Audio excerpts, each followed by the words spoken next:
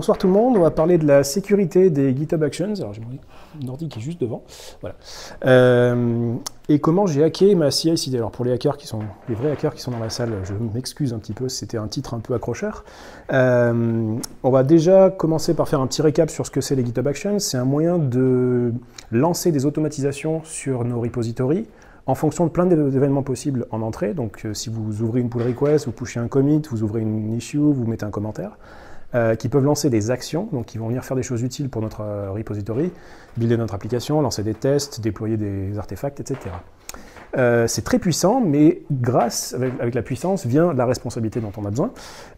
Et on l'a vu typiquement il n'y a pas si longtemps que ça, avec une attaque sur un repo qui s'appelle NX. NX, c'est un gestionnaire de monorepo qui a été compromis fin août. Et qui, accessoirement, est la première attaque qui utilise les agents d'IA comme vecteur de propagation, ce qui est très intéressant, mais qui sera une discussion qu'on pourra avoir après, au moment de l'apéro, et qui s'est manifesté par un vol de token NPM à cause d'un workflow GitHub Actions qui était mal configuré. Et donc, on va regarder comment c'était fait. D'abord, on va parler des risques qu'on peut encourir avec ce genre d'approche. Donc, l'exfiltration de secrets, comme c'était le cas ici, un leak de token par exemple, l'exécution de code à distance sur le workflow en question, donc RCE, Remote Code Execution, et la compromission d'artefacts si la faille de sécurité vient se placer au moment du build d'un artefact, qui est beaucoup plus difficile à détecter puisqu'elle peut se faire de manière silencieuse grâce à une action qui est compromise, plutôt que d'aller choper un token et de voir qu'il y a un publish non autorisé qui a été fait, puisque là le publish serait authentifié par les développeurs qui l'ont fait, c'est juste qu'au milieu il y a eu une étape qui a été verrouillée. Pour le cas de NX, ce n'était pas le cas d'une action compromise pour le coup, c'était la combinaison de deux choses, l'expansion bash et l'action pull request target, l'événement pull request target. Alors pour une pull request quand elle est ouverte sur GitHub, il y a deux façons de targeter le truc. L'événement pull request tout court qui tourne sur votre repo mais dans le contexte de la branche sans aucun secret, et le contexte pull request target qui tourne sur votre repo à vous mais depuis la branche de base avec le code de la pull request qui a été ouverte et avec l'accès au secret, donc qui est très dangereux, surtout combiné avec le deuxième problème, la bash expansion. Pour reprendre le problème de NX, c'était ça. Il voulait vérifier que le titre d'une pull request conformait à une convention de commit, donc chore, blablabla, pour ensuite avoir des outils comme Semantic Release qui viennent automatiser la montée en version. Et ce qui faisait quelque chose comme ça, donc il faisait un écho du titre de la pull request et il pipait ça dans un outil qui venait faire la validation. Le problème, c'est que faire ce genre de choses, l'expansion bash nous permet de faire une pull request avec un titre comme ça, où on se retrouve avec une potentielle remote code execution. Si on étend l'expansion bash, on se retrouve avec quelque chose comme ça, et notre echo bypass, il va juste afficher bypass, peu importe. Le truc en rouge, c'est là où il y a vraiment la faille. Un test 3, j'avais juste mis ça dans ma pull request à moi pour vérifier que ça faisait bien la bonne chose, mais imaginez que ce soit quelque chose d'un peu douteux. Et ensuite, on pipe un titre qui passe pour que l'action puisse continuer, et que ça se voit pas trop en fait. Et donc c'est comme ça que la faille de NX a pu se propager. Vu que du fait que ça tournait dans un pull request target, ça a permis de traverser les workflows pour aller dans un workflow qui avait accès au secret, donc au token NPM en question, et de le faire tourner avec du code géré par l'attaqueur qui a pu l'exfiltrer vers un webhook et le récupérer. Donc voilà, petit problème. Comment est-ce qu'on se prévient de la bash expansion? On passe nos inputs qui viennent de l'extérieur, auxquels on ne peut pas faire confiance, via une variable d'environnement, plutôt que de la mettre directement dans notre shell.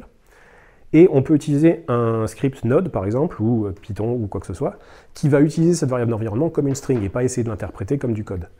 Donc là, j'ai repris commitlins qui est disponible, qui est un paquet JavaScript, qui est du coup disponible comme API en l'appelant depuis Node, et je récupère mon process.env.title quelque part, pour venir l'appeler dans commitlin, pour valider le titre de ma pull request. Donc j'avais le même problème sur un de mes repos, j'ai ouvert cette pull request avec le nom horrible que vous avez pu voir, et j'ai réussi à reproduire le même problème. Donc voilà, ça m'a permis de le résoudre. Donc maintenant, une fois qu'on a détecté ce genre de faille, qu'est-ce qu'on fait? Il y a plusieurs réglages que je vous conseille d'aller dans vos repos GitHub. Principalement, ça c'est pour des choses open source, parce que ça dépend des gens qui vont pouvoir vous ouvrir des pull requests. Si c'est qu'un interne en entreprise, vous avez moins de chances d'être compromis. La première chose à faire, c'est de mettre vos GitHub tokens, donc les tokens qui permettent d'authentifier les requêtes d'API à l'API GitHub et potentiellement d'aller faire des actions sur votre repository, en lecture seule, par défaut, puisque par défaut, normalement, ils sont en lecture et écriture, et de désactiver le fait que les actions puissent lancer d'autres actions et ouvrir des pull requests et les approuver, ce qui empêche un petit peu la propagation des problèmes. Une fois que vous avez mis vos tokens en lecture seule, il va falloir forcément explicitement dire à certains workflows qui ont besoin que ce soit en écriture de les activer, mais ce qui est pratique, c'est que du coup, vous pouvez faire de la review pour voir quels repos ont vraiment besoin de quoi. Ensuite, au niveau de NPM, le gros problème qu'on avait avec NX et tous ces problèmes-là, c'est que les tokens en question étaient permanents. C'est des tokens, on le chope une fois, on peut arriver à publier quand on veut avec. Il y a un nouveau système qui s'est mis en place, c'est le fait que NPM et GitHub sont la même boîte, c'est chez Microsoft. On peut avoir de l'OpenID Connect entre les deux pour faire l'authentification, pour qu'ils puissent s'échanger un petit token qui soit éphémère et qui serve uniquement au publish, quand on fait NPM publish, juste pour ce truc-là et qui ne peut rien faire d'autre. Ce qui est très pratique puisque du coup, ce token ne peut, s'il fuite, c'est pas très grave, puisqu'il sera auto-expiré dès que le paquet a été publié. Et on peut ne plus avoir de tokens qui vivent pendant très longtemps avec ça. Une autre chose à faire, si vous faites de l'open source, ne jamais faire confiance à personne, malheureusement. Il y a un setting qui permet de dire que toutes les pull requests doivent être approuvées, donc pas une approbation de code, mais une approbation de lancer les workflows. Ça peut être pratique de le mettre en mode « il faut le faire à chaque fois », puisqu'on n'est pas à l'abri qu'un contributeur tout à fait bienveillant soit compromis, et ensuite, de cette compromission, soit un vecteur de transmission de workflow vérolé. Et donc, grâce à ça, ça permet, avant de faire la review de code, au moins de voir si les workflows, les propositions de changement des workflows viennent targeter quelque chose de sensible, et les approuver que si nécessaire. Donc là, ce n'était pas le cas pour NX, mais j'ai parlé des dépendances. Quand on utilise des actions tierces, le gros avantage de GitHub Actions, c'est d'utiliser des actions de la communauté. Et typiquement, il faut s'assurer que ces actions soient correctes. La seule façon de le faire, c'est de vérifier, de pinner, comme on dit, la version des actions qu'on utilise via le SHA-1 pour les actions de repository. Donc quand vous avez organisation/repo et le numéro de version. Un numéro de version, c'est généralement un git tag ou un nom de branche. Ces-là sont mutables. La seule chose qui est mutable dans Git, c'est le SHA-1. Si vous pouvez aussi faire tourner des actions Docker via le nom d'une image sur Docker, et dans ce cas, c'est le SHA-256 de l'image en question. Vous allez sur Docker Hub, il vous la donne, et comme ça, vous êtes sûr que vous ne pouvez pas changer le tag GitHub qui correspond. Il y a un setting d'ailleurs qui permet de vérifier que les actions soient bien pinées sur ce genre de choses avant même qu'ils puissent être lancées, ce qui est très pratique à lancer. Et j'ai écrit un petit blog post il y a fort longtemps maintenant, qui explique un petit peu tout ça. Ensuite, une fois qu'on a mis ça en place, il faudrait pouvoir automatiser, de vérifier que tous ces trucs-là sont bien corrects. Et donc, il y a un truc qui s'appelle ActionLint, qui vient linter, littéralement, nos workflows de GitHub Actions, et qui nous dit ça c'est bien, ça c'est pas bien, ça suit les bonnes pratiques, ça c'est pas bon, etc. Donc à mettre en place. Je crois que c'est écrit en Go, ce truc-là. Ça s'installe, ça se lance dans un workflow, et ça vient tester les autres. Donc, petit récap, mettez à jour vos réglages de sécurité dans GitHub.